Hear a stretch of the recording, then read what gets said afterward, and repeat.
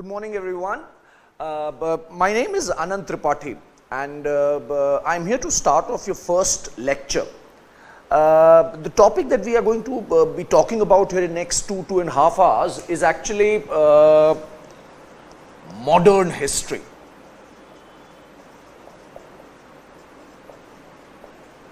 Okay. Now, I have been involved with the, UPSC preparation since last 10 years. A lot of students have come to me and they've asked me, sir, which portions of history are important, or can we skip this kind of geography, for example, physical geography or world geography? Or maybe, my economics is not very good. Can I skip that portion? Can I skip medieval history because not a lot of questions come in the exam? Such queries, I find them slightly flawed. You know why? Because UPSC is looking for integrated personalities. Your entire preparation should culminate into making you into that integrated personality. Unless you know the entire story of your past, comprising of ancient, medieval as well as modern, you cannot make sense of the current events. Please avoid such short-sightedness, this kind of myopic vision. It may have worked for some individual candidates. It may have, but that's purely fluke. That's purely fluke. UPSC is not into that kind of an ideology. I would advise you to take care of every portion as something which is going to add to your personality. Right? If you can do that, then this entire paper will be quite easy for us. Okay? Now let's try and focus our attention to modern history. My first step here is going to give you the syllabus. Right? We will look at the syllabus and we will see how are we going to approach. I'll give you my pedagogy. I'll also talk about what I expect from you guys at every phase of this preparation, right? I would also advise if you can write it, wonderful. Okay, so this is the syllabus of history as such which UPSC provides us, right? Let's have a look at it.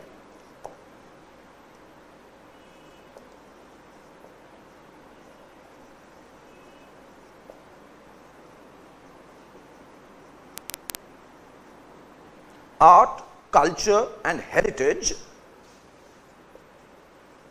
from ancient to modern times.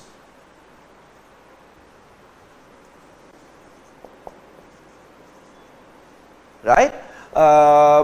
Visually, such as, for example, they are talking about literature. However, literature has evolved over this course of time, right? We have to understand that.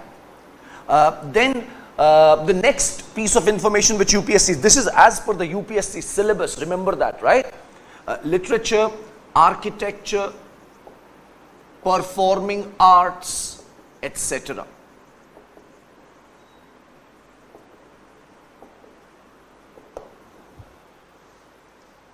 Right, this is the first portion of our syllabus. A lot of questions appear from this, this sphere. Art, culture and heritage. And as you can see, UPSC is taking a really broad view of art, culture and heritage, isn't it? They're talking about literature, architecture, performing arts. What are performing arts? Performing arts are primarily your music, dance and drama, puppetry as well. Right, something which can be performed. These are called as performing arts. On the other hand are the visual arts. Visual arts are like your painting. I'm sorry, I missed one. Another example, another point is paintings, etc. Fair enough, we will look at all these in detail. Okay. The second, in fact, hang on, before going into the next aspect, I think the first question that you should probably be asking me and yourself is, these terms, ancient, medieval, modern, do they have any sense other than simple, relative understanding? What do I mean here is, क्या इनको quantify करना possible है? Can we quantify them? Because that will be important. I'm sure you would agree, right? It will be important. For understanding this, you need to know some terms. I would be talking about these terms, right? तो ये syllabus तो हमारा discussion चल रहा है. Parallelly, I'm going to explain to you these terms and then come back here. Right? I don't want to have any confusion about it. If you want, you can make a separate box probably and then write this. Have you heard of terms such as a prehistory or proto-history? These are the terms which I want to talk about now. Again, very important. Prehistory. And then you have history and a transitional phase which is called as proto-history. These are the three terms which you will often hear when we are discussing about the story of our past. What are the difference here? What is the difference here? The difference is actually only one. In our prehistory phase, we had no script. We did not know how to write. A script is the way of writing, right? So we did not know how to write. This is the main feature of prehistory, right? It had no script, right? In the historical phase, we have a script, right? We have a script. We know how to write. Writing is important, isn't it? Because once human beings start writing, information can be transferred to the next future generations, right? So information can be accumulated. What we study, what we read, the next generations will be able to read it in a smaller time and build on that level of information, right? History is that phase where human beings knew about writing and written sources are available. Written evidences of our past are available. What is proto-history in that case? Proto-history is simply a transitional phase where human being is, learning to write, where human beings are writing in a kind of script which we have not been able to understand yet. You get my point? I'll repeat. I am saying in proto-history, what happens is, human beings, a proto-historic civilization, a proto-historic society, they will know how, they will have a script. But we, the current people, we will not be able to understand that script. We will not be able to decipher it. The best example here which you should keep in mind is the Indus script. Have you heard of Indus Valley civilization? I'm sure, right? Harappan civilization, which is better known as Harappan civilization. So the Harappan script or the Indus script has not been deciphered. We have received written records and evidences, but we have not been able to understand what they are saying, right? Okay, so once you've understood these three terms, it is in the historical phase that now we start talking about terms such as ancient, medieval, and modern.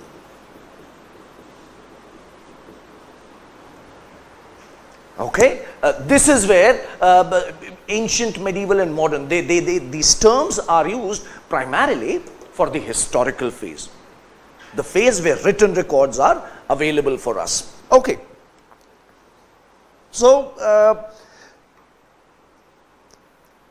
now let's come back to these terms, right? Ancient, medieval, and modern. in the Indian context. In the Indian context, I'm giving you a very, very rough figures here. The ancient Indian history is supposed to be from around 600 BCE to around 320 CE. This is the timeline for your ancient Indian history, right? Around 600 BCE. I hope you guys understand these terminologies BCE and CE. In case you have any problem, you can always ask. The latest NCERT books, they have also adopted this notation, right? I would advise you to simply Google and probably just read. And in case you have any doubt, you are most welcome to ask. You're most welcome to ask. So yeah, this is the timeline of ancient phase of history. When it comes to the medieval phase, is typically portrayed as from around 300 and, I'm so sorry, put this as 550 CE. Yeah. The medieval phase, this is actually the end of Gupta age, right? So this is considered to be the end of ancient age as well. The medieval age begins from around 600 CE and it goes on till around 1707 CE. This is the death of Aurangzeb. This is the time from where modern history begins, symbolically, right?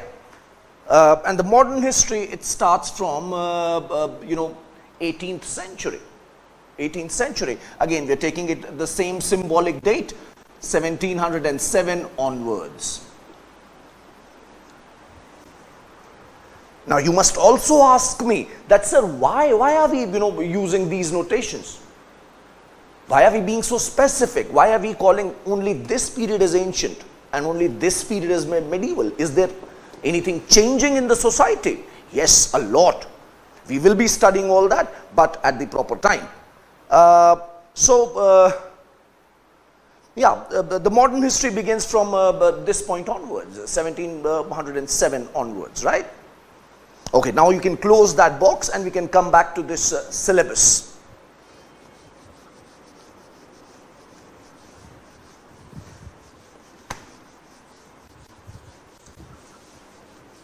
Okay, so the next point which the UPSC provides us in the syllabus concerning history is modern Indian history.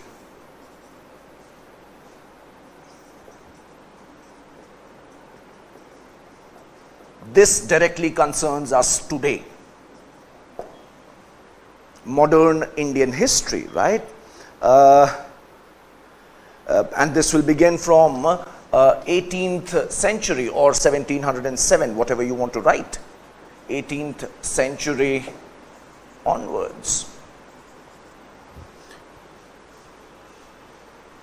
Just to give you an additional information here, why are we calling this period modern history? Have you ever wondered? Modern, what do I mean by modern history? There's just one word which can actually capture the essence of modernization, what is happening here. And that is interconnectedness. Why are we calling it modern Indian history? Is because this is the time when India as a society, as an economy, it got connected with the rest of the globe for various reasons. One of them, of course, we'll study it in depth, is colonialism or imperialism, isn't it? When these Britishers, Portuguese, French, Danes, they all came in and tried to colonize vast areas of our land. In this way, India was connected with the global economy, right? And hence, this is primarily the reason why we take this as 18th century, the starting of 18th century as the starting of modern Indian history. Okay. The third part The third part which UPSC is providing us with in the syllabus is Indian national movement.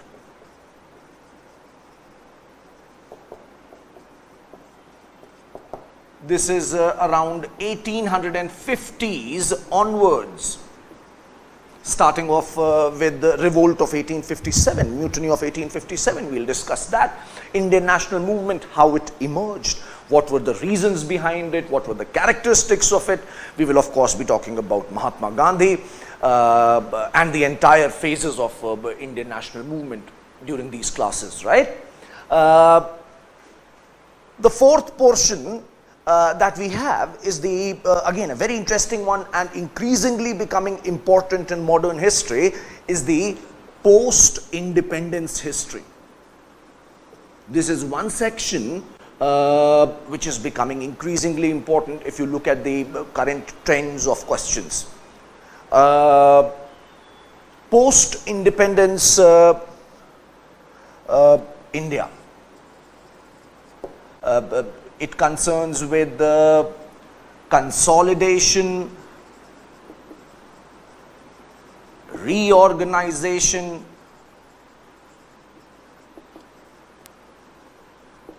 and unification.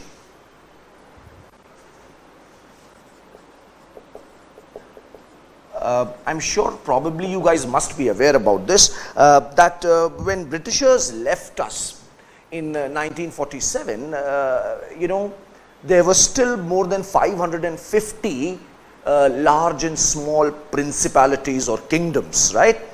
And these were independent in theory, right? So how we managed to unify all them, and how we managed to consolidate them, and how did we manage to reorganize and create our own linguistic states, right? These are some of the portions that you need to study here, right? And do remember my advice here, that post-independence portion, the questions on this are becoming increasingly relevant, right? These are the first 4 points, and finally the last one. This is the last part of your history syllabus from UPSC.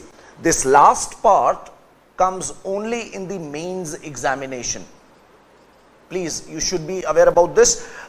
These first 4, you should know them for your prelims, as well as your mains, as well as your interviews everywhere, right?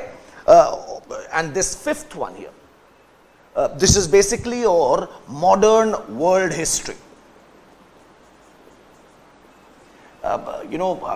When I say modern world history, it is primarily European history that we are supposed to be aware about, although I would try and give you snapshots of other important variables as well, right? But primarily it will be Eurocentric, right? Modern world history. Again, when I say modern world history, remember, I think you should now be able to intuitively guess. The modern world history will also begin from 18th century, because this is the time when everybody got interconnected, isn't it? So modern history, the entire globe is having only one modern history. This is very important. You can study medieval Indian history in isolation or medieval Chinese history in isolation, but you cannot study modern Indian history in isolation. You cannot study modern French history in isolation. You need to consider the other factors. Wouldn't you agree? This is why I would also advise you one more thing here. If you really want to understand this, and especially this, yeah, you can forget about the first one, but if you really want to understand 2nd, 3rd and 4th modern Indian history, you should listen very carefully when this is being dealt. Because then you will be able to make sense out of such things. For example, I'll give you a very simple example. After the French Revolution, Napoleon rose to power, right? And Napoleon's army and Tipu Sultan's army in Mysore, they actually had a lot of correspondence, and they tried to create a unified front against the Britishers. Right? So unless you can put these things in perspective of the entire global geopolitics, I think your study and probably my responsibility both will be unfulfilled. So, I would advise you also be very careful here. Now, UPSC has provided us a small suggested list of topics in the modern world history, because I'm sure you would agree, right? Modern world history is huge. So, इसमें क्या-क्या पढ़ना है? UPSC is giving you a slightly, what should I say, एक suggested reading का topics, which are, यहाँ पे दिखेगा ना या ऊपर, हाँ, which are the American Revolution, French Revolution,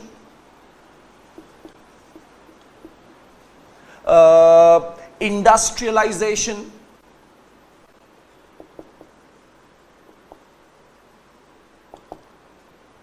this is a long list, but yeah, you should probably be writing them.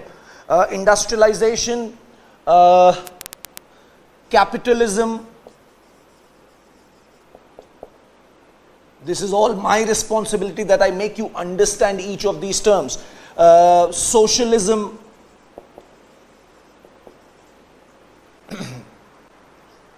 communism, nationalism,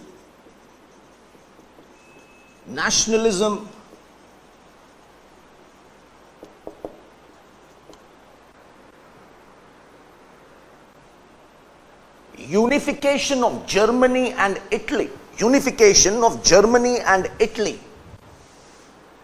I'll probably write the rest of the topics here.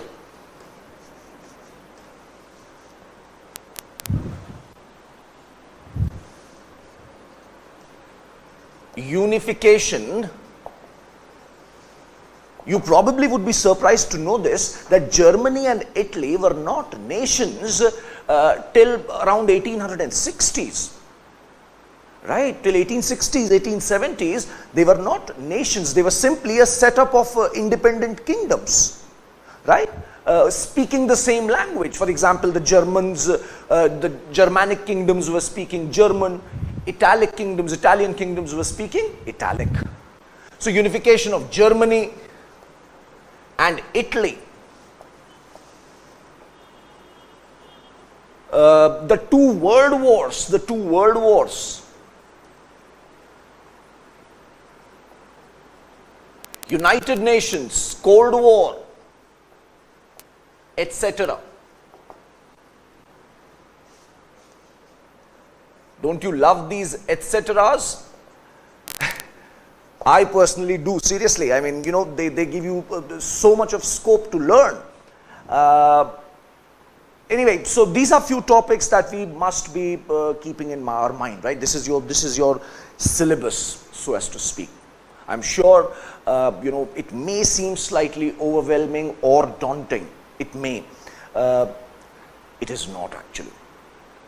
If you can really clear your mind and only focus on what I'm telling you, right? I think we can do this, right? I would be making certain suggestions here, and I want you to follow them as we proceed.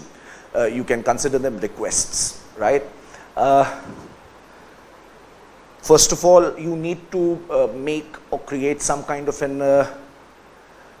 a homework copy, maybe, right? Or what I intend to do is, in my lectures, I would keep giving you certain additional readings, or maybe, let's say, terms or news which are currently important.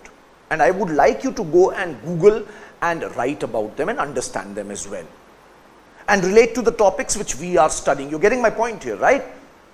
In such cases, I want you guys to have some kind of a homework copy. Just keep adding these. I'll give you certain questions to write answers. You can, attempt them and keep it handy. Right? This is something which is very, very important. As we proceed, I also intend to share a Google Drive with you guys where we can, probably keep exchanging notes. I also intend to share my personal numbers so that we can keep on getting in regular contact with each other regarding the flow of the classes, regarding the individual queries. I intend to do all that, but at necessary time slots. Okay, so this is what you should keep in mind for the time being. Okay. Now, to begin with, I'll be, yeah, of course, I'll erase this.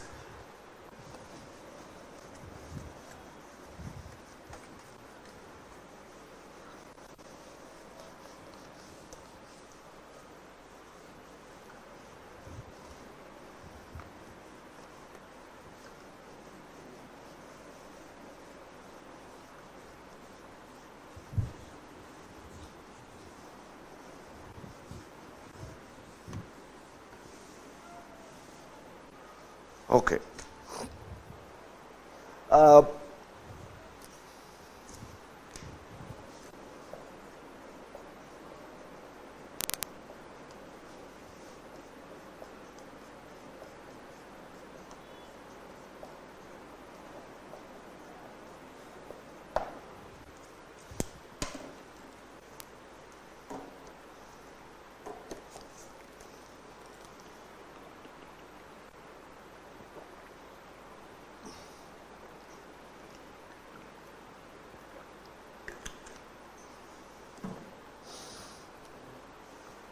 Okay, so the kind of so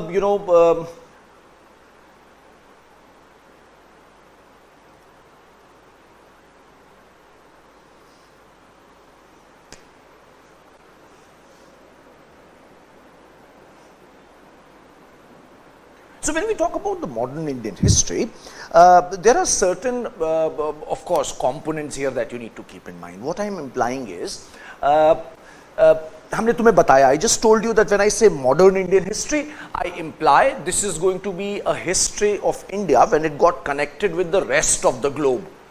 Everyone, right? The Europe, rest of Asia, America, all these. That means the developments there started influencing us here.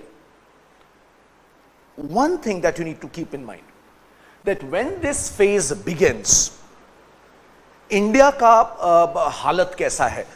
What I mean is, if you look at a very rough sort of a map, if this is your Gujarat, this is Narmada, this is Tapi, this is somewhere Ganga, this is Yamuna, this is Krishna, Tungabhadra. I'm giving you some very somewhere around here is Godavari. Okay, so and this is somewhere around here is Indus. अगर इतना एक rough map अगर तुम्हें idea है, if you have this kind of a rough idea, in the 18th century India,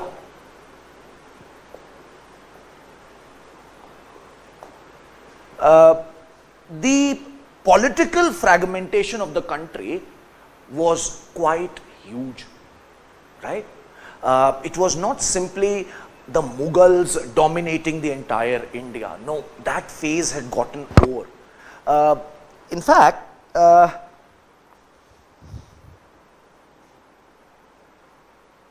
ऐसे करके समझो, हाँ, ये करके ऐसे समझते हैं.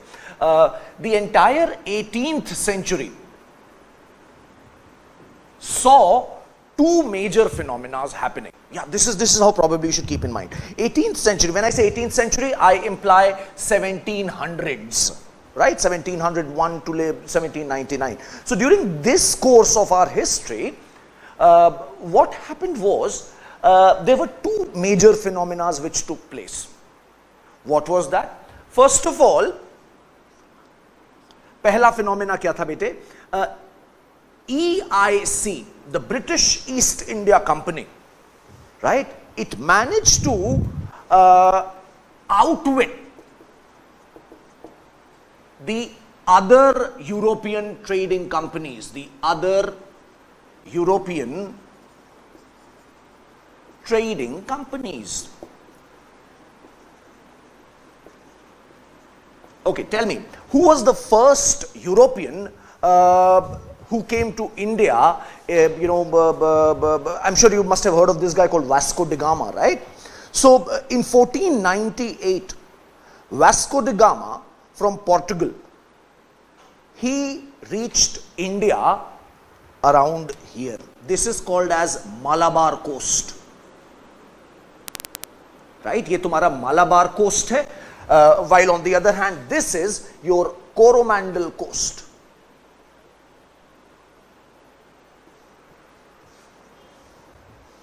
Okay, so Vasco de Gama was a Portuguese. He sailed from Lisbon. And he reached, please carry an atlas with you during the classes and keep referring to them. Right? This is extremely important that you keep referring to atlas. You know, Vasco de Gama, what is his contribution to our history? He searched a new path, a new sea route to India. Iske pehle, I mean, before Vasco de Gama as well, there were so many Europeans who had visited India. But why Vasco de Gama is remembered? Because he searched for a new route via Cape of Good Hope. This is the southernmost tip of African continent, right? So he managed to sail around it, and via Madagascar, he reached Calicut in Malabar coast, right? And from there, this entire cycle of colonialism began. So Portuguese were the first colonial power to enter India, right? I'm sure you know this, right? We will get into the details of them. Don't worry, we'll get into the details of them. Today, my objective is just simply to give you a snapshot, right? So just try and listen and absorb. So as I was telling you, this chap, Vasco de Gama, Portuguese came the first. They managed to capture Goa as well, in fact. Anyway, so after the Portuguese came the Dutch, right? After the Portuguese, this is in fact one of the questions which was asked in UPSC prelims, I think last year. They asked you in which order did these colonial powers came to India, right? So the first one was Portuguese. The second one was the Dutch, right? The third one was the Britishers, East India Company. Fourth one were the French, and the fifth one were the Danes, people from the Denmark. These were the colonial powers who entered India, okay, in this chronological order. So Britishers came third, but they came first, right? So Britishers were the third to reach India.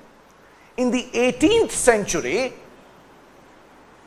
what we notice is that Britishers managed to outwit all the others and rise to the top, and they become the prominent trading partner with India. They start monopolizing India-Europe trade. You getting my point? They start monopolizing India-Europe trade, especially in commodities such as indigo, silk, and spices. Yes, indigo, silk and spices. So they start monopolizing and they start outwitting others, especially the French East Indian Company, which was the most aggressive rival of British East India Company. I hope you guys are following me. So this happened. Have you guys ever heard of Carnatic Wars? The Carnatic Wars were fought between British East India Company and the French East India Company. There were 3 Carnatic Wars. What is Carnatic? Carnatic is this region. इस region को Carnatic कहते हैं. right? This is the region where modern day Mysore is present, right? So, Carnatic Wars were fought here. Anyway, so there were 3 Carnatic Wars, and the result of these Carnatic Wars was that France was moved out of the equation. France claim to India as a territorial power ended. They were reduced to a simple status of merchants, right? And now East India Company, British East India Company reigned supreme among all the Europeans. So this is the first phenomena which I was talking about. East India Company, British East India Company rising. The second phenomena which I was referring to is actually also quite interesting.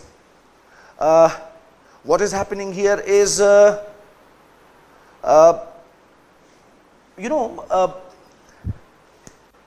fact, 18th century itself, and during the lifetime of Aurangzeb itself, if you look at it, Mughals had started sort of declining, right?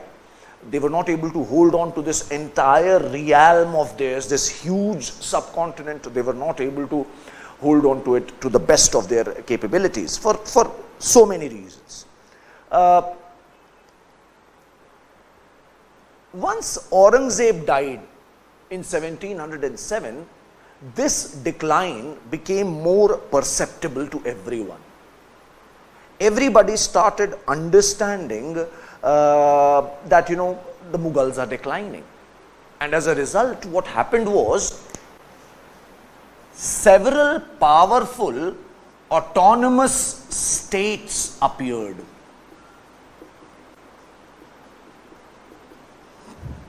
What do I mean by autonomous states appeared? I imply that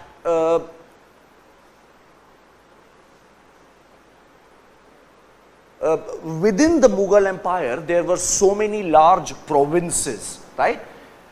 When the governors of these provinces started realizing that the central authority has weakened and it is on a decline, they started taking matters in their own hand. They started establishing distance from the central authority and creating autonomous states. What do I mean by autonomous? Autonomous means self-ruling, right? They were ruling, they had autonomy. They maintained symbolic respect for the Mughal authority, but in theory and in practice, they were quite independent, right? There are several which are important for us here because they will play a very major role in the geopolitics, right? I'm going to name a few, right? Dhyan rakhenge. So some of the autonomous states that emerge in 18th century as a result of Mughal decline are Bengal,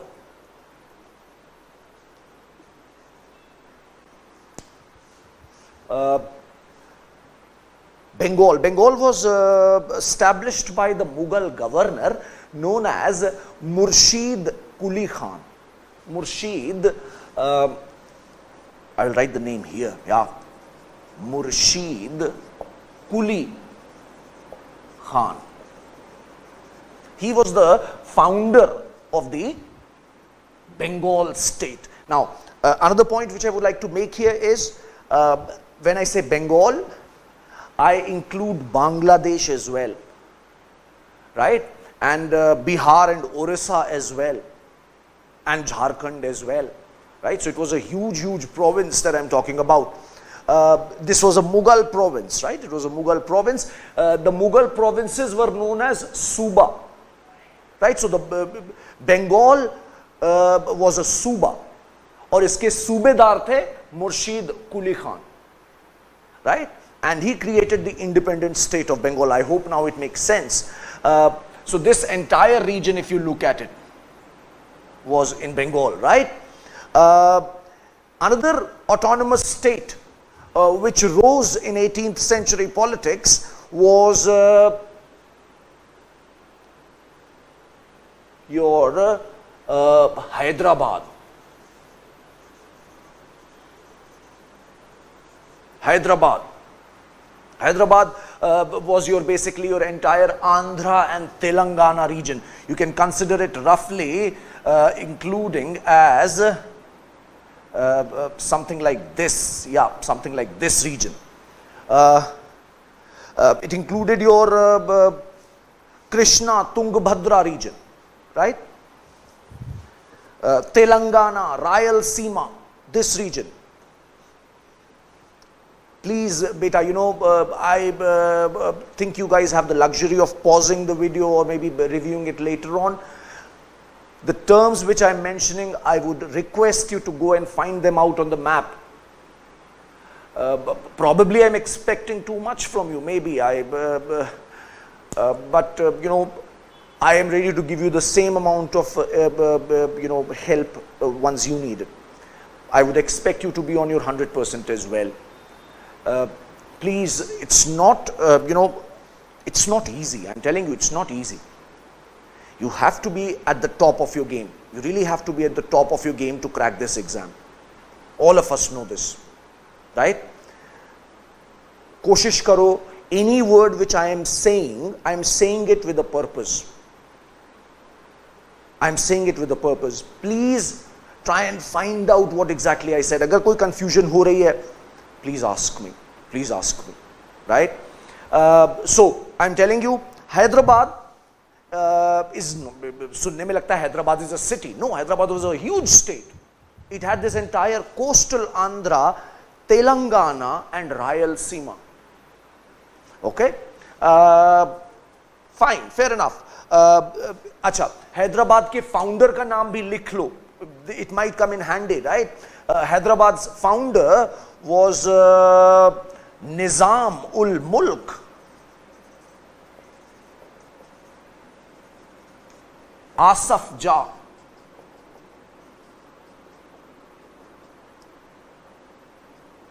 Nizam ul Mulk Asaf Jah. Asaf Jahi dynasty bhi kehte hain isko. I mean, Hyderabad's ruling family is called as Asaf Jahi dynasty.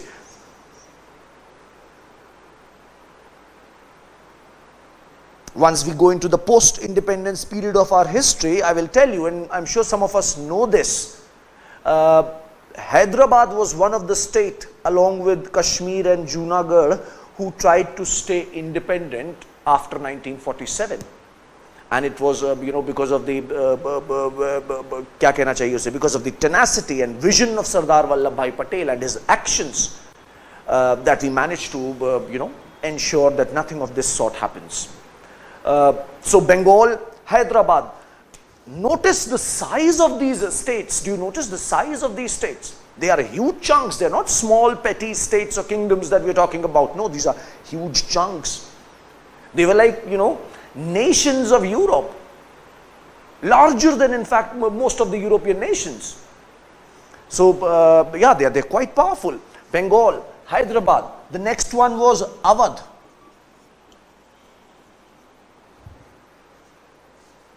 Awadh is your this region. यहाँ पे था अवध मान लो ऐसे करके था. Right? This is your Awadh. Awadh was founded by, Awadh के founder का भी नाम लिख लो. This is Bengal. This is Bengal's founder. This is Hyderabad's founder. Awadh's founder is Saadat Khan, yes, Saadat Khan. Saadat Khan.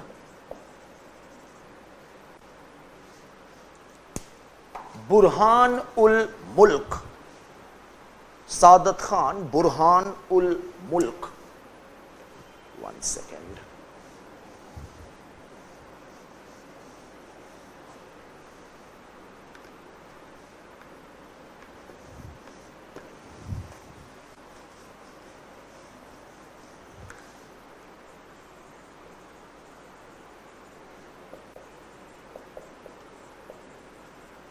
Okay, So these are the three primary states that I need you to keep in mind, right? We'll be talking about them mostly. Bengal, Hyderabad and Awadh.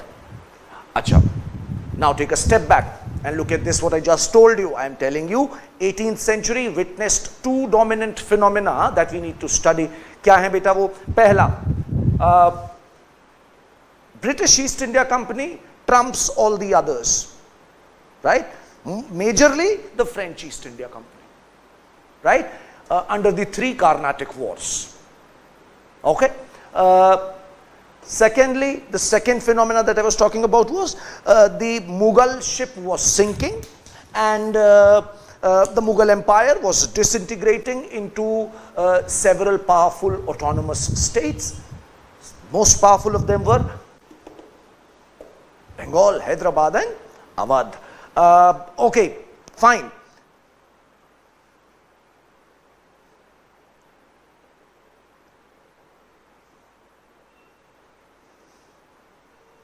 So we will be studying about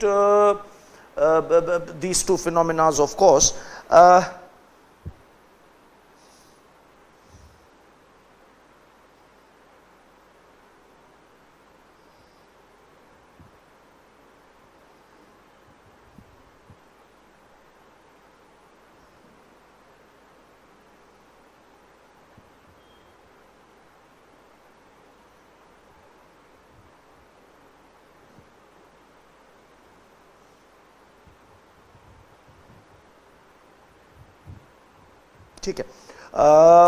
So, you know, what happens here is, let's begin our discussion in that case. Let's start talking a bit more about these Carnatic Wars, you know. I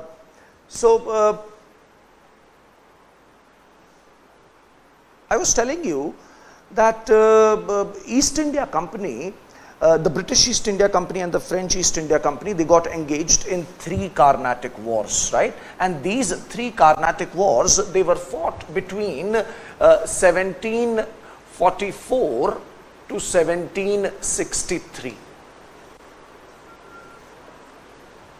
Right? These are, this is the timeline for your three Carnatic Wars. What are Carnatic Wars? Once again, quickly revise. The Carnatic Wars were fought between British and the French in the Carnatic region. What is the Carnatic region? Carnatic region is the region parallel to the Coromandel coast. Take it?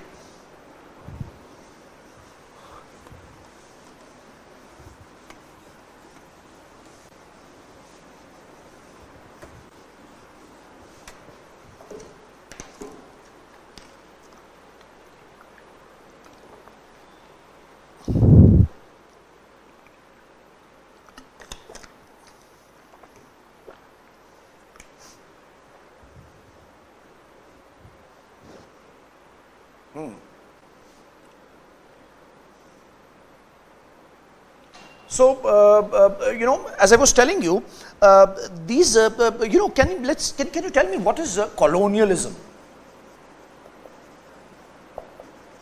Or let's say, what is imperialism? I'm sure we have heard of these terms. What are they? Imperialism is actually this attitude of people which believes in their inherent superiority over others. Put simply, this is imperialism, right?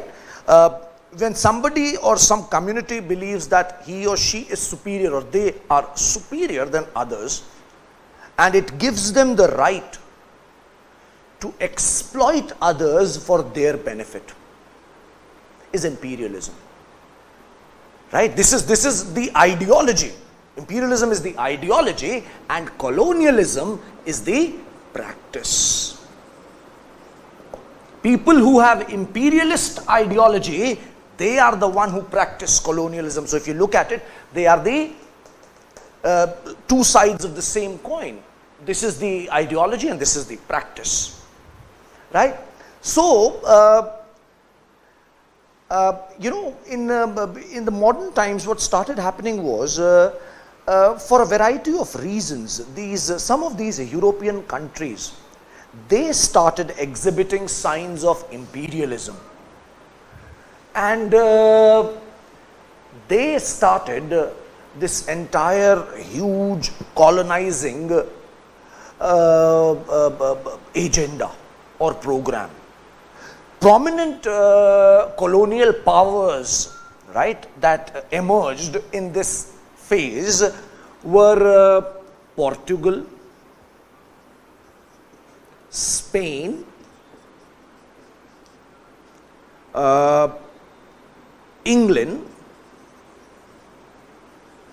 France.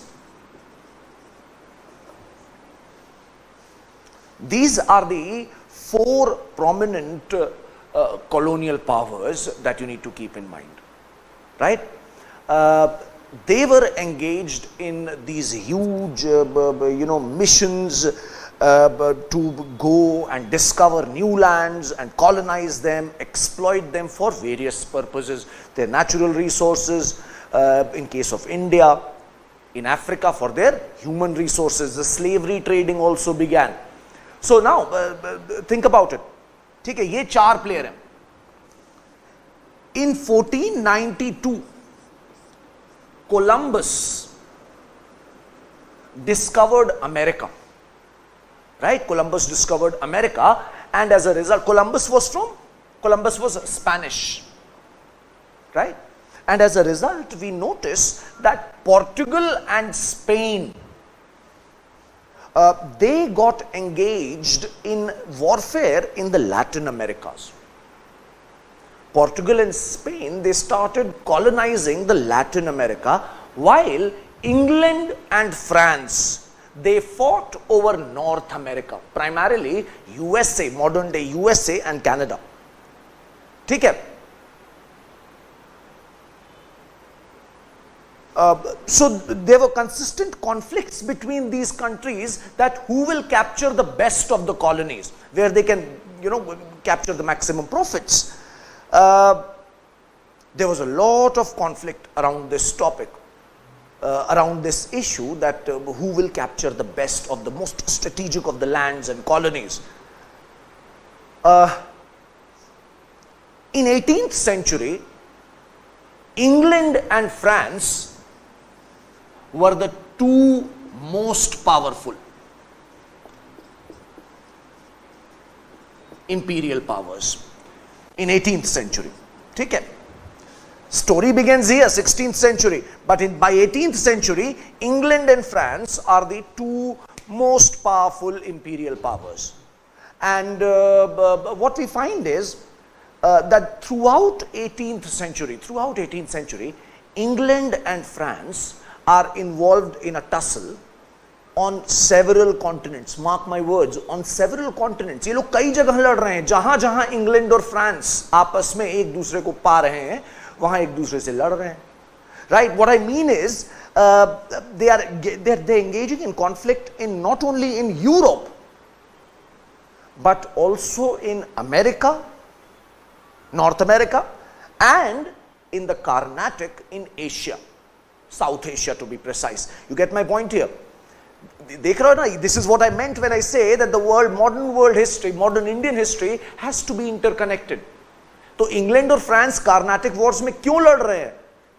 यहां की वजहों से नहीं लड़ रहे हैं, globally लड़ रहे हैं. You getting my point here? They're fighting for global reasons. On a global, there's a global race that who will colonize the most productive parts of the earth. Right? So, the result is that in this time period, England and British East India companies, they fight in this time period in the Carnatic as well. ठीक है? 3 Carnatic Wars होंगी जिनके बारे में हम लोग को पढ़ना है. फाइन.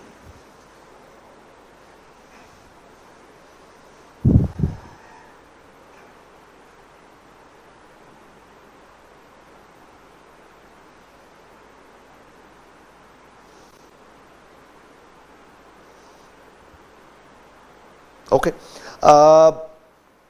18th century के डिबेट में हम लोग को ये दो फिनोमेना ध्यान से जानने होंगे जो मैंने आपको बताए. Moving onwards, you would also be required to know the, this is of course very important. You need to understand the development of British rule in India, right? तो देखो,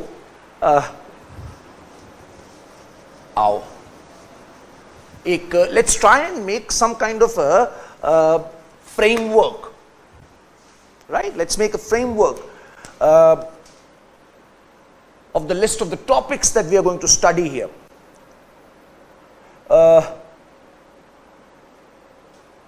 So I will be giving you, of course, we will be talking about the Carnatic Wars. After that, I intend to talk about how British East India Company, Carnatic Wars mein who won it? The British East India Company. So now in the second aspect, I'm going to talk about how East India Company captures territory in India. This is a very important portion of our syllabus. What do I mean? Let me explain.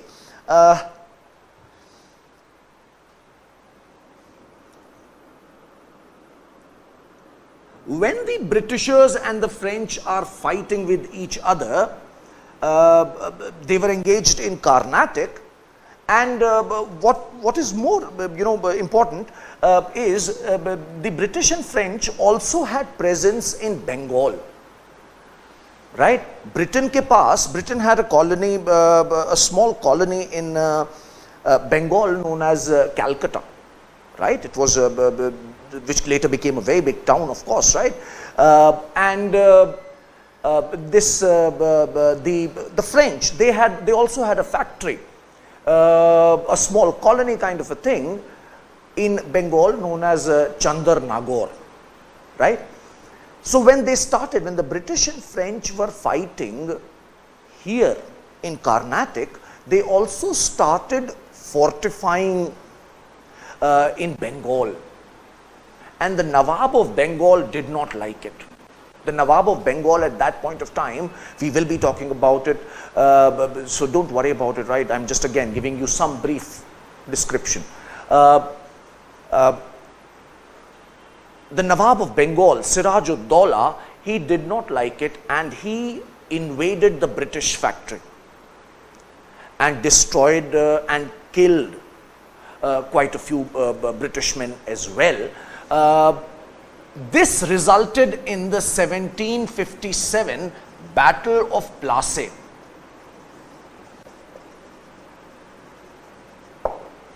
1757 Battle of Plassey. This was fought between British East India Company under Robert Clive and your Siraj-ud-Daulah, Nawab Siraj-ud-Daulah, right?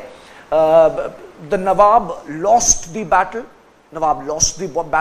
East India Company won this battle and received huge amount of tributes and money from the Bengal's treasury.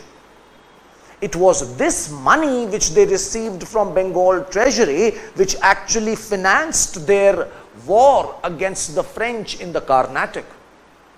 And that is the reason why they were able to outwit France, because they had Bengal. You follow me? Right. So we will be studying about Battle of Plassey. We would also be talking about the Battle of Buxar,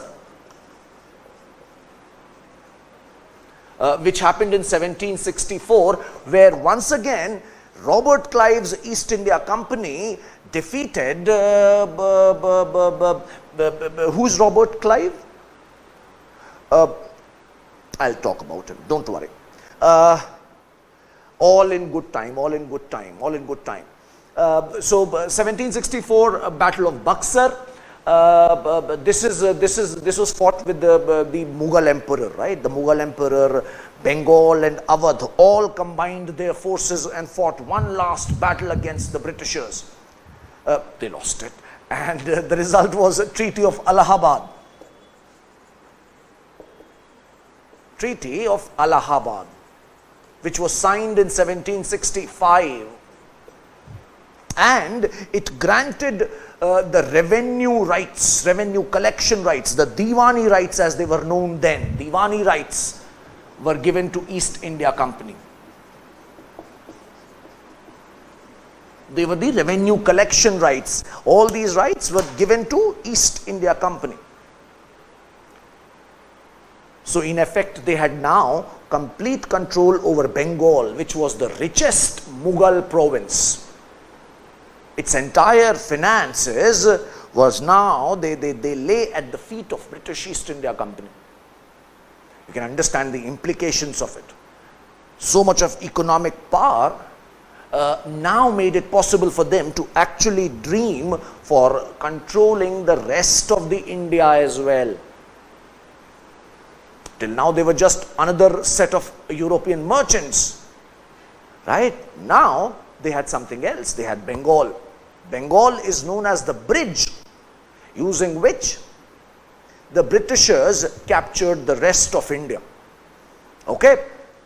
Chalo, theek hai. So we will be looking at how EIC captures Bengal. That is the first portion of our study that we will be doing. After this, we will be looking at how company fared between 1757 to 1858. This is the time period we will be taking up, and I would be telling you how East India Company managed to outwit, managed to defeat other Indian powers. Who were the other Indian powers? Can you think of any? Can you think of any? This is where you will study about Tipu Sultan and Hyder Ali, Mysore. We will look at the Anglo-Mysore Wars. There were 4 Anglo-Mysore Wars. We will study about them. We will look at the 3 Anglo-Maratha Wars.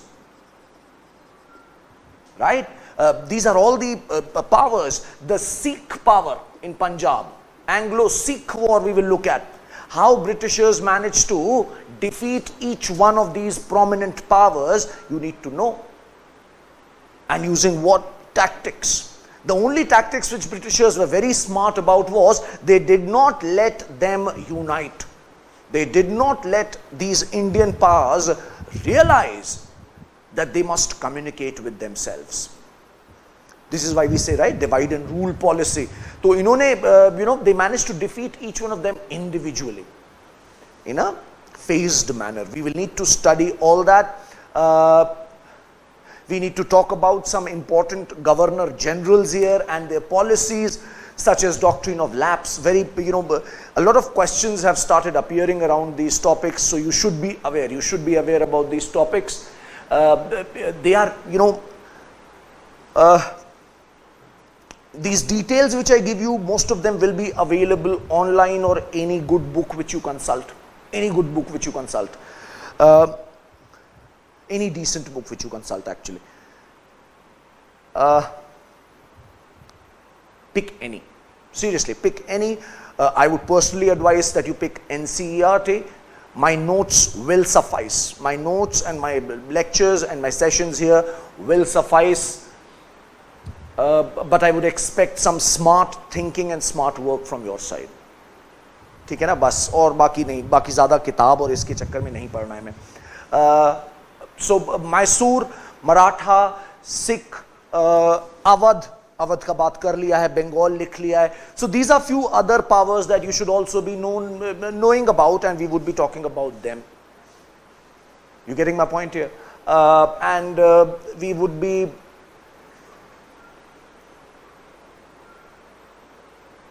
talking about, as I was telling you, we would be discussing some important personalities, Britishers who came to India and made an impact. This is where I will tell you about Robert Clive, Warren Hastings,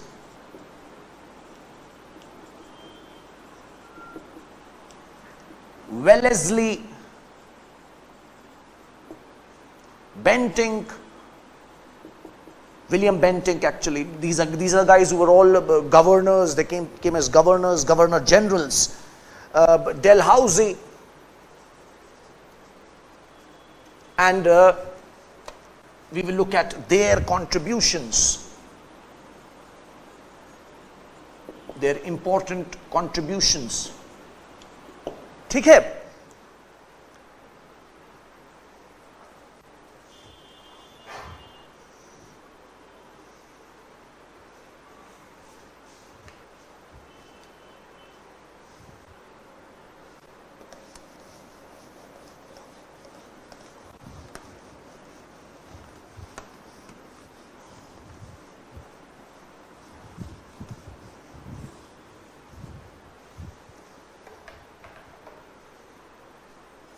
Okay, but once we have finished, this entire discussion of 1757 till 1858, I should also tell you right away that in 1857 there was a mutiny, a revolt, right, which is often termed as the first war of India's independence, right.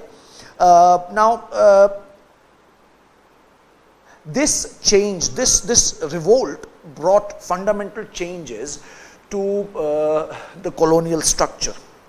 The British colonial structure. East India Company was abolished in 1858, right? And now the British Crown decided to directly rule India. It was decided that British Crown is going to directly administer Indian territories. And now this is where Governor Generals also came to be known as the Viceroy, as a representative of the British Crown, right? So we will be talking about the revolt of 1857,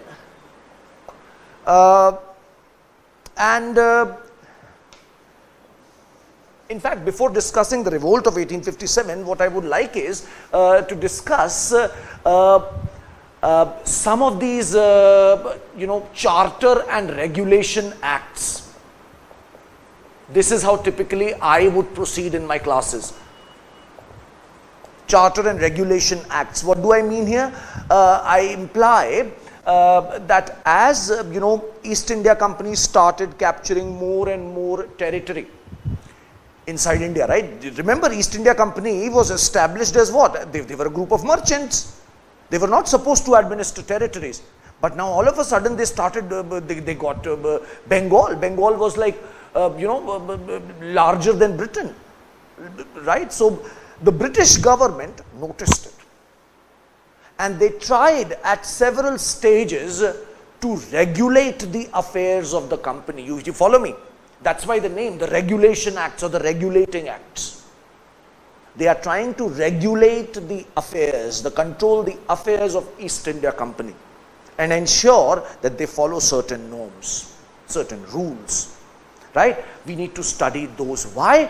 Because they are kind of fundamental in how things have evolved currently as well, right? So we will quickly look at those basic points. For example, when was the Supreme Court came in, these kinds of small little details, they come in handy, especially in your prelims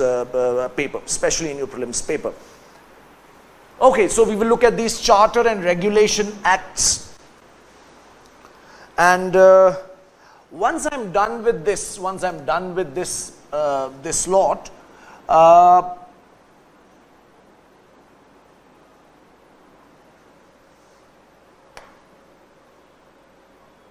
will now introduce you to the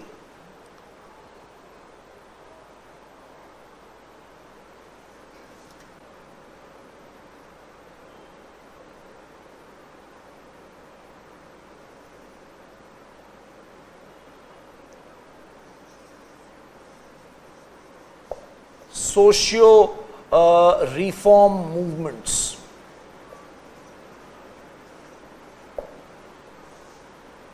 We will look at social reforms, socio-reform movements. This is where we will study about Ram Mohan Roy, and so many others that you need to know, right? Very important, again, extremely important. Every year in mains, you will notice, you know, a 5 marker or a 7.5 marker question appearing from here. So, social reform movements, we will look at it carefully here.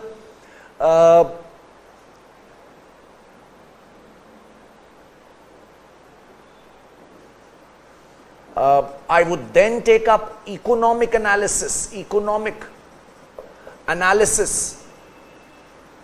of colonialism. This is where we'll talk about you know, terms such as क्या कहते हैं, rural indebtedness, commercialization of agriculture, how the, you know, permanent settlement system, zamindari system, rayatwari system, mahalwari system, how they changed the Indian economic scenario, how they changed it for good and for worse. We will look at both sides of the debate, right? We will do this analysis, very important. And we will also look at the drain of wealth theory, which was, you know, which was propounded by Dada Bhai Nauroji, who is known as Grand Old Man of India. Once we are done with this basic economic analysis, we will now dive into Indian national movement. Right, this is where I'll start talking about the early organization, a couple of them, early Indian organizations which were, you know, which were created, and we would also look at some viceroys and formation of Congress. Right, we will look at the formation of Congress in 1885. That is when it happened, right? तो उसका जिक्र करेंगे हम लोग. We will talk about the moderate phase, right? The moderate phase. Have you heard these terms such as moderates, extremists, naram dal, garam dal? Right. So these we'll talk about these phases. What were their ideological differences? Then we will also talk about. Then we will introduce into this wonderful recipe. We'll introduce Mahatma Gandhi, and we will see how a revolution takes place. तो पढ़ने के लिए बहुत मज़ेदार चीज़ें हैं हमारे हाथ में. Indian national movement, we will you know, of course, be talking about the other leaders as well. We'll talk about the socialist influence on our independence movement. We will talk about you know, what Subhash Chandra Bose did. We will also be talking about the revolutionaries and their approaches and their ideological influences. Right, so this is what we have to study in Indian national movement.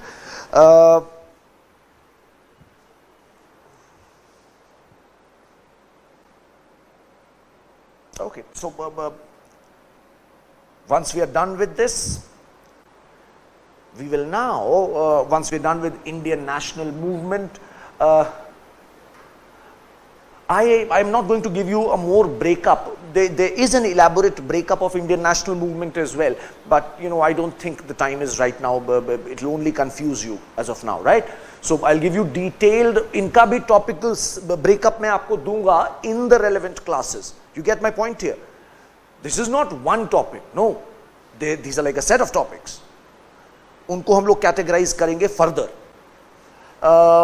So Indian national movement, last is your post independence. इसके बाद सीधे बेटा तुम्हारा post independence आ जाएगा.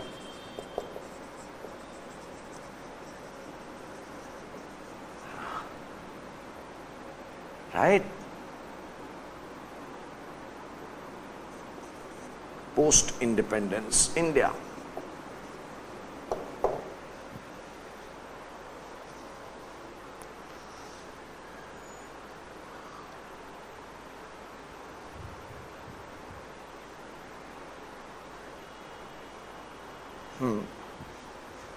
दो points लिख लो तो अच्छा रहेगा. Hang on. हाँ देखो, जैसे हमने तुम्हें क्या बताया, Indian national movement I told you we will look at the age of moderates.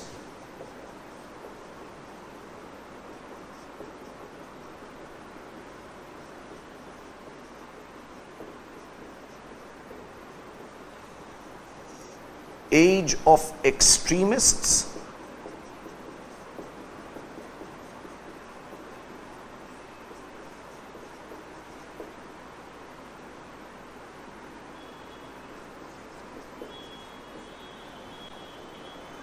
After this, we look at the Gandhian age.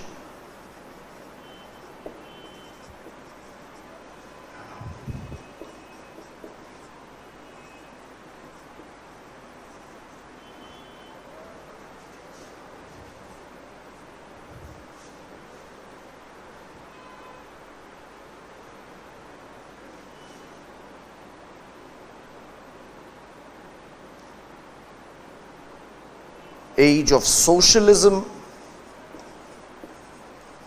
This is the phase where, leaders such as Jawaharlal Nehru, Subhash Chandra Bose, these young leaders, they got very extremely influenced by Vladimir Lenin of USSR, right? The Russian Revolution which took place in 1917. So they got very influenced, and we notice that 1925 onwards, Congress decidedly took a socialist turn towards its entire, outlook, because of the influence of leaders such as Jawaharlal Nehru and Subhash Chandra Bose. So we will talk about socialism as well. As I told you, we will also be talking about the revolutionaries. The revolutionaries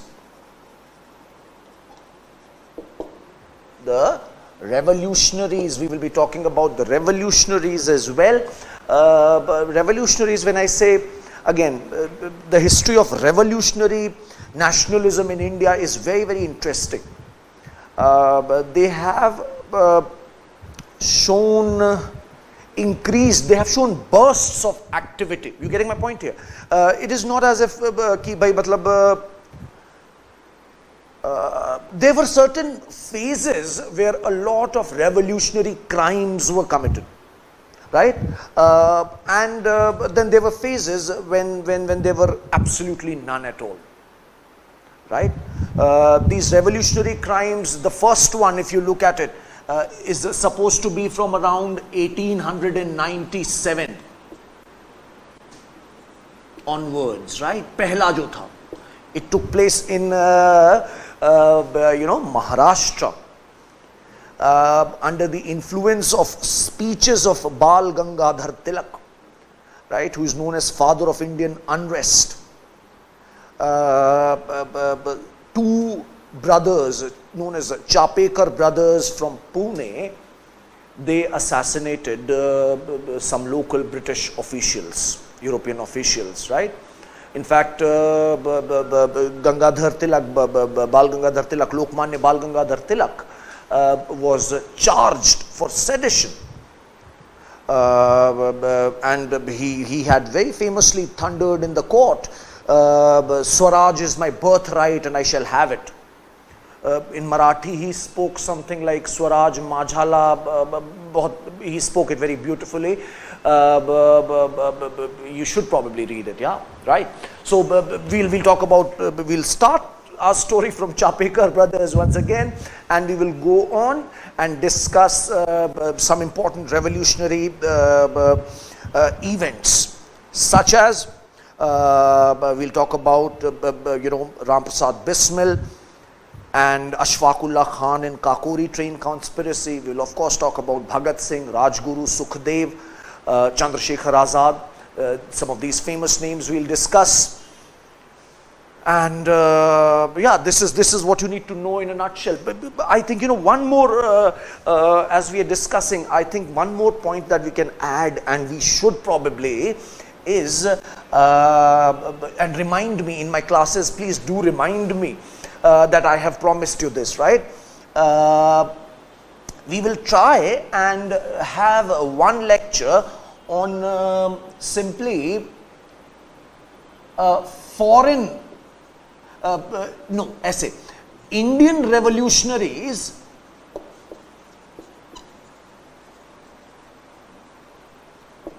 operating outside India. I don't think it will require one entire lecture. I think 15-20 minutes if we can discuss.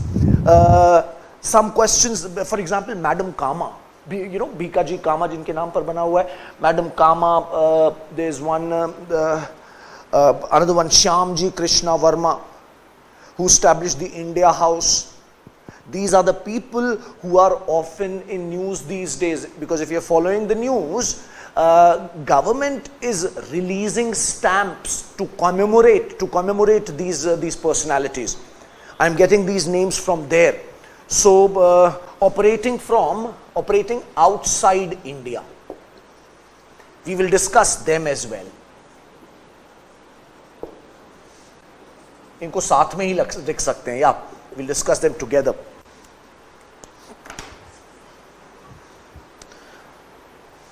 Yeah, this is what the entire thing that you need to know about the Indian national movement. Lastly, the next topic that I will be taking up is the post-independence.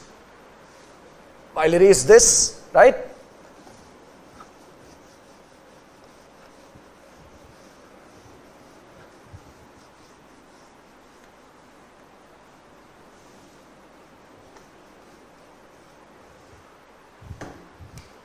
Last topic is post-independence India.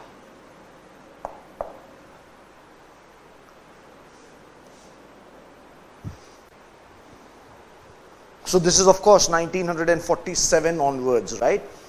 1947 onwards.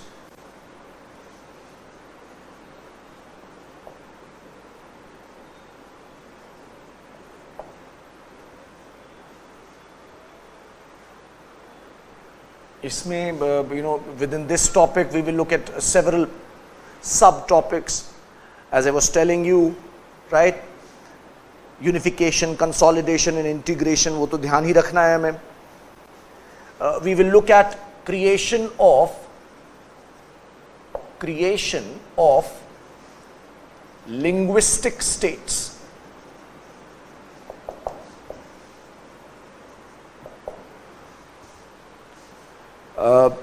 You know, how the Language Commission or the Fazl Ali Commission was created, and how it came out with the, this you know, advice, this recommendation that we must create a linguistic state, and Andhra Pradesh became the first state to be drawn on linguistic lines. Linguistic means on the basis of language which they spoke.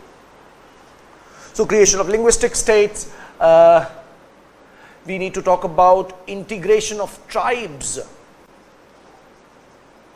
Integration of tribes.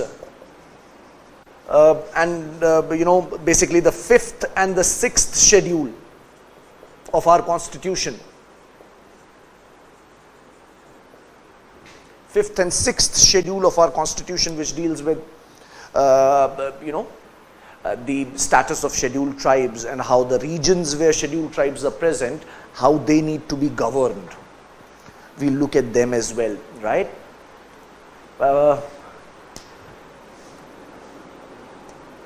After this, post-independence India, we are going to look at some important events.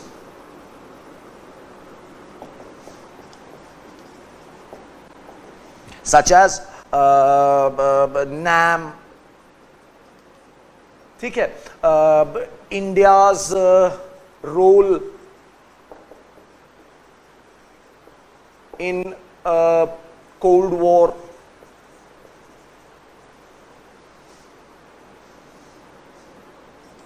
wars in our history, wars जो modern wars हैं हम लोग की, जैसे 1962, 65, 71, 99, etc.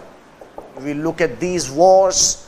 Again, we are not going to go into any kind of a, you know, major study. We're just going to simply look at some causes and keep them mentally here. Why? Because I'm telling you why.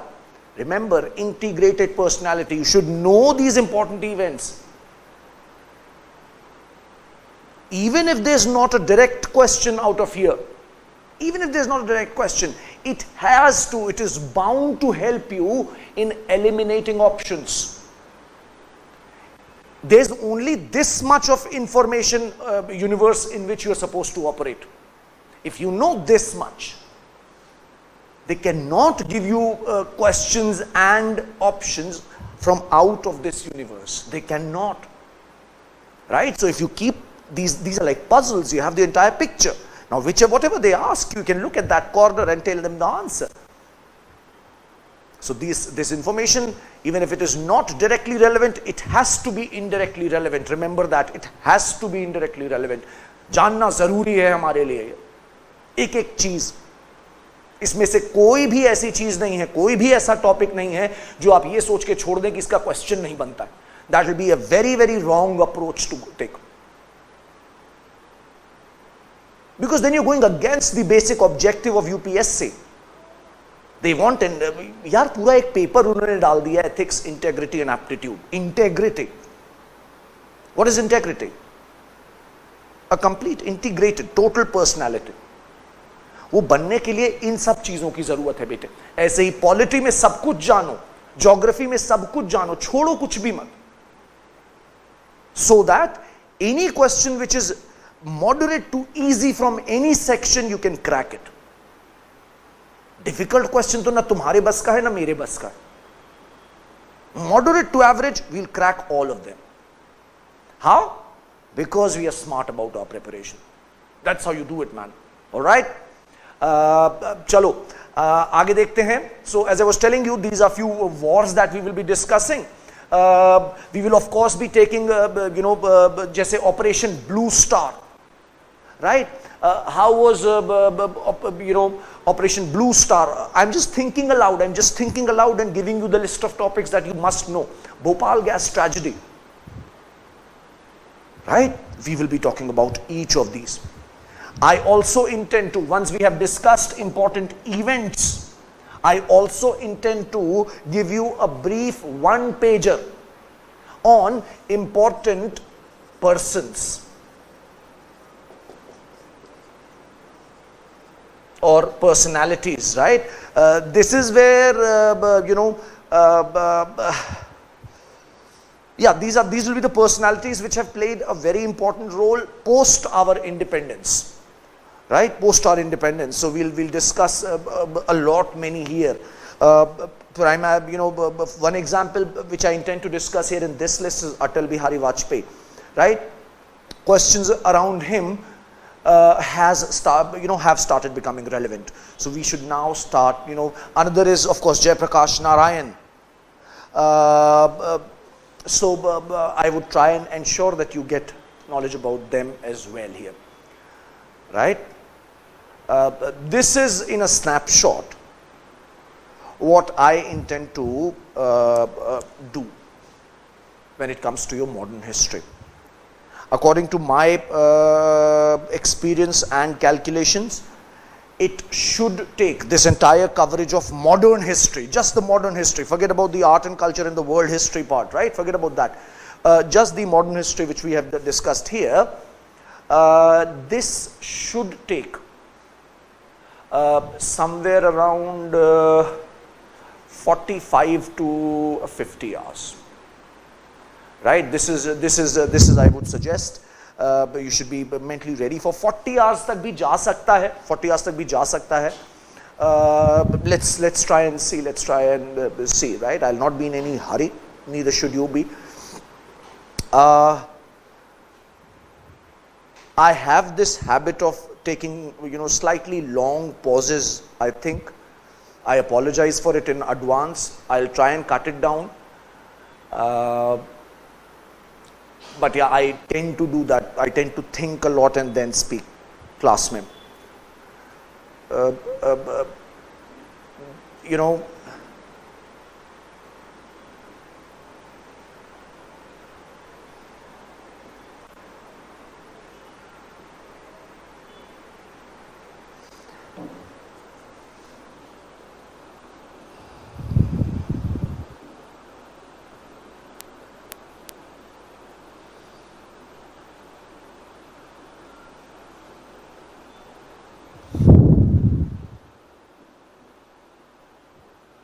So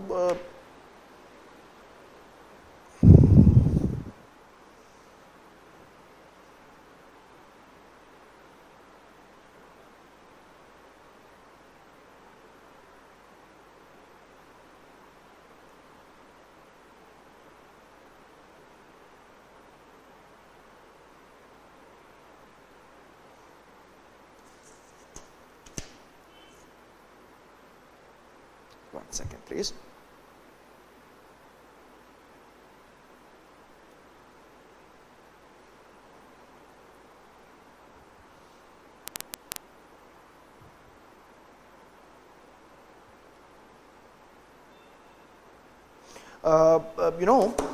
What I was checking is the 2019 prelims paper is done, right, and over.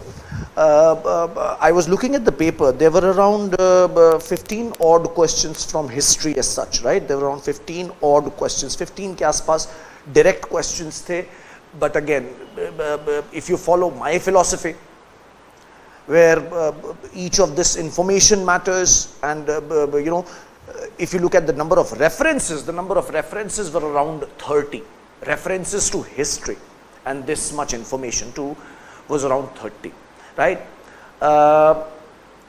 15 में से करीब 7 questions जो थे वो modern history के थे, right? There were 7 questions which were modern history, and they asked you questions, pretty interesting ones.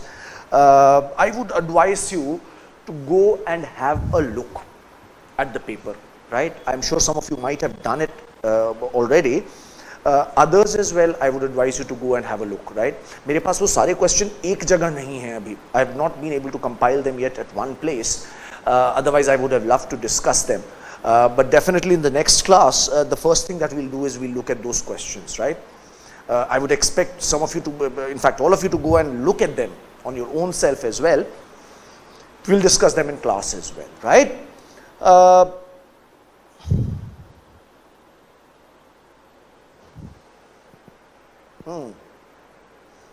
I think I'm pretty much done.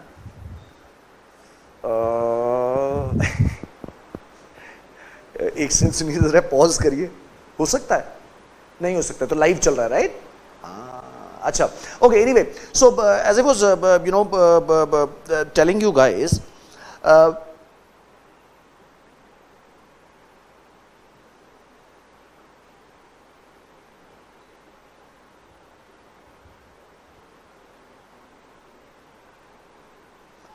I think this will be it in that case. यहाँ पे खत्म कर सकते हैं क्या? हाँ?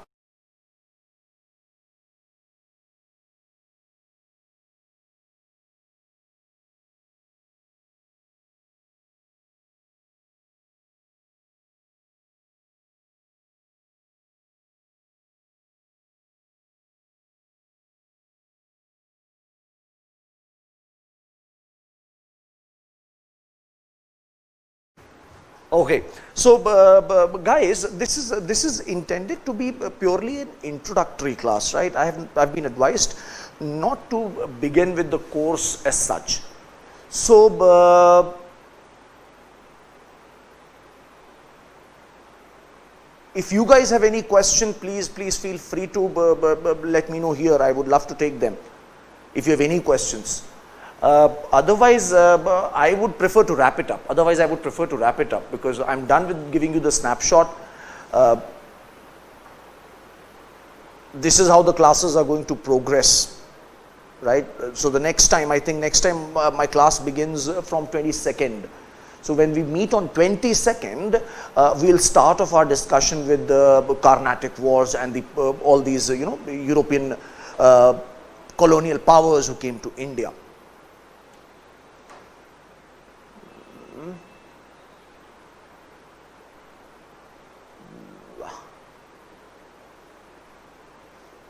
कुछ मैं मिस तो नहीं कर रहा.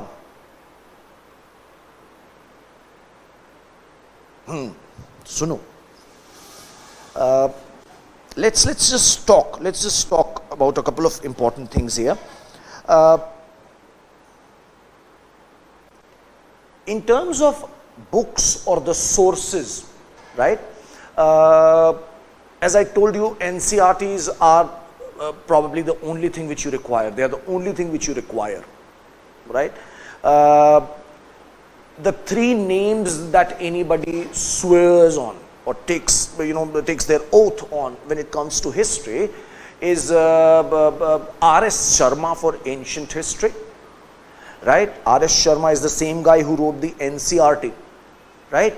Then you have Satish Chandra for medieval history, again the same guy who wrote NCRT, and Bipin Chandra for modern history. Bipin Chandra is one hell of a book. You can read it. It's like a story. It will not give you a lot of factual information. For that, I am here. Don't worry. Google is there, man. Chill.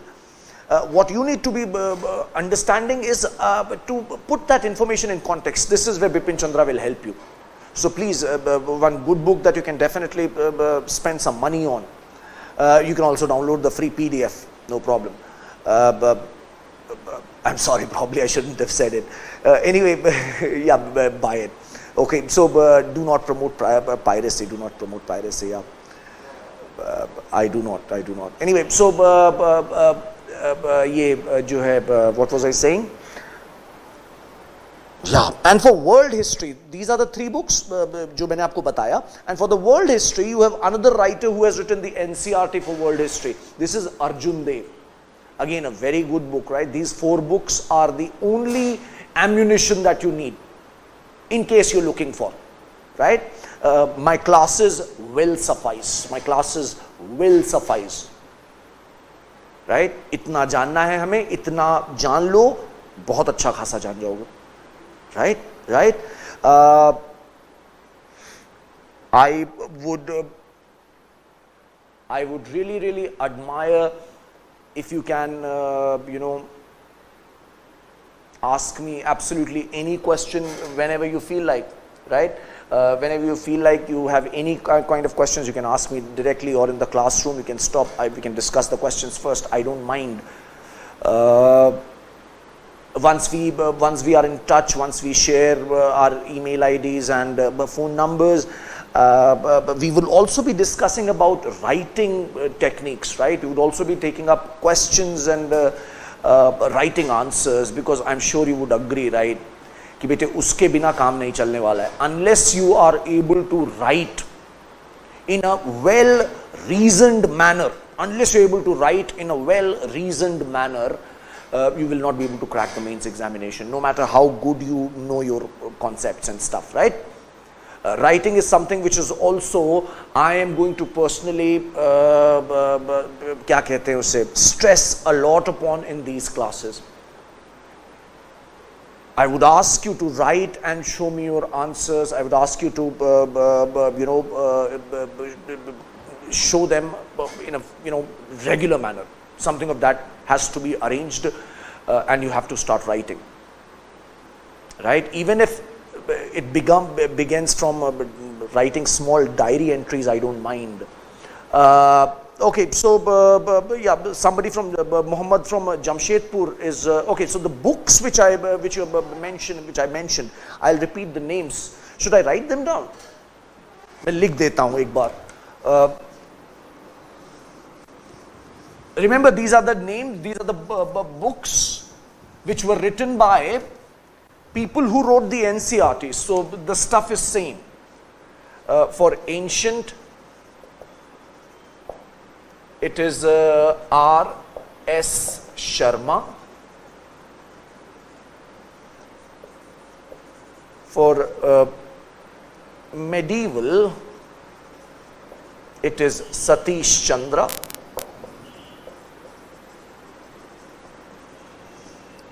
For modern, it is Bipin Chandra.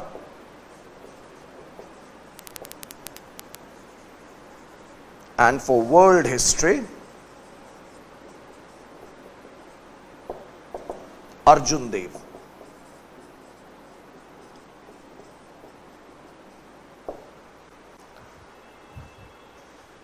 I would also, like to take this opportunity, because there are some of us who are meeting for the very first time, and now there's going to be around a week gap before we meet next, isn't it? करीब हफ्ते 10 दिन का gap है आपके पास. Please use this time to look at the map. Can you please do that? India का map एक बार physical और political अच्छे से देख के study कर लो please. Physical as well as political. When I say study कर लो, I know I'm being very vague, but I'm being vague with a purpose. right? I want you to look at everything, starting from your own hometown and the river closest to it, to Brahmaputra and Ganga. I want, use your mind, जो तुम्हें important लग रहा है. Look at the important mountain ranges, names which you can recall. Try and locate them and find them out. Use your own knowledge to do it. Right? Knowledge lies within, not outside. Knowledge lies within, not outside. You have to reflect inside. तो please एक बार जो map उठा लो, just put physical map. Start with the physical map or a political map, whatever. Look at your hometown, उसके आसपास का region देखो, अपने state में देखो कौन कौन सी major rivers, and look at the major rivers in your state. Right? Find out the major mountain ranges in India. Look at them. Find out. This is very important. And again, I see 2 to 3 references in every paper every year of port cities. किस नदी के पास कौन सा शहर है? You getting my point here? किस नदी के पास कौन सा शहर है? Don't you think this is something which we can actually study and know? बहुत आसान है, बहुत आसान है. देखो, जैसे as I was telling you, if this is that fictional map that we were drawing, right? Narmada के स्टार्टिंग पे भरूच है, ताप्ती के माउथ पे सूरत है. You can actually try and know this much of information. So what I'm trying to tell you is, please use this time period and study maps. Okay?